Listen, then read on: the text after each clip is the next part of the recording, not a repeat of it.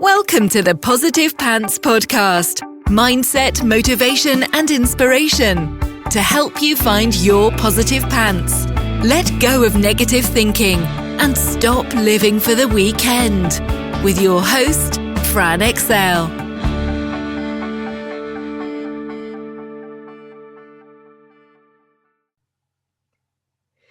Welcome to the show. As always, it's Fran Excel, your resident subconscious success mentor, helping you find your very own pair of positive pants so you can get out of your own way and live a life that you love. If you want to stop sabotaging your own success and let go of the stress, then you are in the right place, my friend. Make sure you download your free Stressed to Success guided meditation at bit.ly/stressed to success as my little gift to you for being here. Please do subscribe, share, review. It really, really helps people that need to hear this message find us, and I so appreciate it. In the show notes, you will also find details of how you can work with me and where you can get your mitts on my meditations, products, and printables. You can also find it through the link in my bio on Instagram, which is my second favorite place to hang out. So please do come join me over there at I'm Fran Excel. Tag me in your takeaways, slide into my DMs. I am here for it. So that is the formalities over, my love. So let's jump into the content. Hang in there. You are doing so great. What a highly emotional few days we've had in the UK. Across the world too, of course, but particularly in the UK with the announcement that we won't be able to mix over Christmas in tier 4, which is a huge percentage of us with only a few hours notice. Emotions are running high. Of course they are.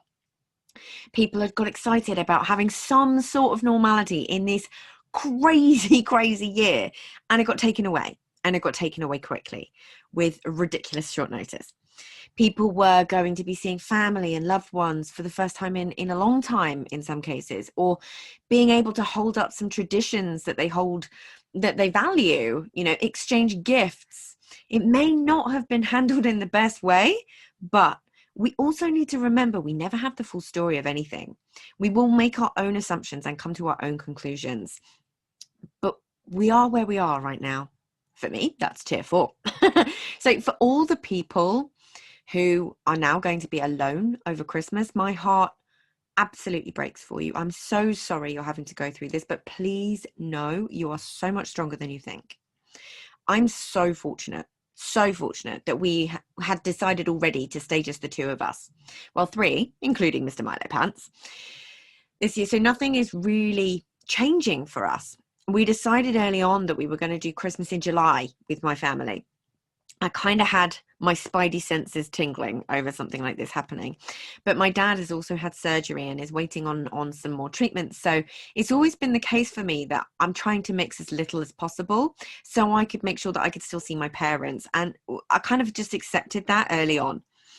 Because my mum had to shield the entirety of the first lockdown. So we've got a date in the diary. We're going to do presents and crackers, the whole shebang.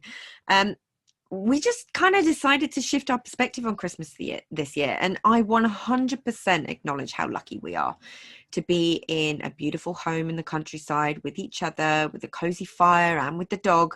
I feel so incredibly fortunate and grateful for the life that we've built. In my opinion, I have nothing to feel sad about. I'm a very pragmatic person. I look at what's in front of me, try to see all perspectives and deal with what can be dealt with. But if I did feel sad, frustrated, angry, or anything else, that wouldn't be wrong. Just because I have it so much better than many others. You are allowed to feel what you feel, the good, the bad, and the ugly. And that's kind of the message that I wanted to get across today. I always look at things from the point of view of gratitude and perspective. It's how my brain is wired, but it didn't used to be. I was wired for catastrophizing, for feeling like the world was against me, for feeling like every little thing was the end of the world. That, Fran, wouldn't have handled COVID very well, and I know that. So I'm incredibly grateful for the work that I've done. But I also know firsthand how horrible it can feel to be in that place. It is not your fault. Remember, whoever you are and wherever you are right now, you're doing great. Keep going.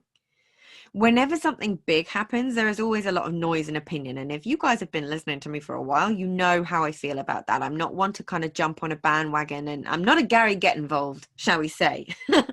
You know, you can see all this anger and frustration, and I see what happens. It's a lot of ego, and that anger about a situation gets projected onto other people and to other situations. You know, what's right and wrong gets debated. You can left feeling just completely confused and completely invalidated, or worse, feel guilt and shame for what you feel or don't feel. You know, if you want to look for gratitude in this situation, do that. If you want to see the positives, do that without fear of being told you're practicing toxic positivity, which I will go on to. I have actually done another episode on that, but I will go into it again because I'm definitely seeing a lot of that being banded around at the moment. There will always be opinions that aren't the same as yours, and that is okay. But all I hope for people at the moment is to just be kind to themselves and to other people. Let's not forget this festive cheer, yeah? No matter what is going on in the world, just think for a moment. Before you do something, before you write an angry message or decide on an angry perspective, like, what's my intention here? Is it to make myself feel better? Is it to make someone else feel bad? What is it really? What are the stories I'm making up right now? Don't just blindly, unconsciously move through this moment in history reacting. Yeah? Be conscious. People are struggling. Other people are fine. People are angry. Other people are having a great time, enjoying a slower pace and being at home. All of that is fine. As long as you are looking after people's safety, other people's safety, and your own, and being conscious of the effects that what you say can have on another person and yourself, you do you. There really is no right or wrong when you operate from that perspective. Yeah? Feel what you feel. So many of us are so disconnected to our feelings, our emotions, how and where we feel them in our bodies. We try to suppress. What if you just connected to them, even for a moment? What if those emotions just make total sense? Yeah? Lean into them without judgment. Lean into them with curiosity. Ask yourself questions. What is it that I'm feeling right now? How do I want to feel? What do I need right now? What would I love? What's one thing I could do for other people right now? What's one thing I could do to make myself feel better right now? What am I grateful for? Finishing up 2020 and going into a new year, let's just decide to be kinder to ourselves. Let's not focus on the do. Think about, who do you want to be? How do you want to show up? How do you want to kind of move through the world? Yeah? Not what you want to do. Who do you want to be?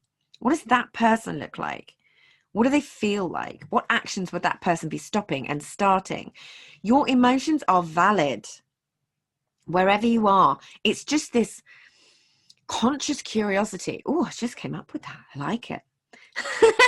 It's what I'm always talking about, right? This curiosity and this consciousness, not just accepting how we feel and where we're at for just the way things are, and really having a look at things and allowing yourself to kind of take that little step back perspective. But know your emotions are valid, whatever they are.